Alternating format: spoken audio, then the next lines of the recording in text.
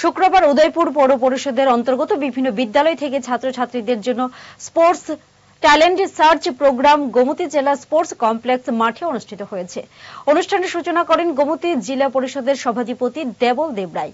অনুষ্ঠানে বিভিন্ন স্কুল থেকে ছাত্রছাত্রীরা অংশগ্রহণ করেছে। তাদের মধ্যে 10 বৎসর পর্যন্ত অ্যাথলেটিক্স ও ফুটবল খেলা অনুষ্ঠিত হবে ছেলে এবং মেয়েদের মধ্যে।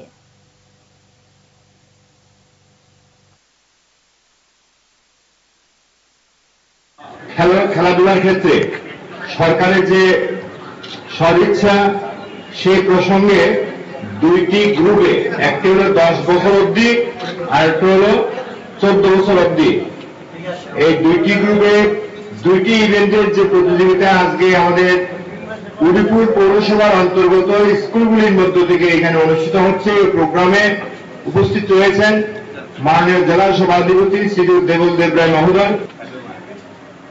আমাদের এই রাজ্য নয় শুধু, আমাদের দেশের নয় শুধু, বাইরে আমাদের ভারতের বাইরে এই অল্প বয়সের ছেলেদের মধ্যে যারা খেলাধুলায় খুব আগ্রহী তাদেরকে তুলে আনার জন্য, তাদের এই ছোট বয়স থেকে খেলাধুলায় অভ্যাস করার জন্য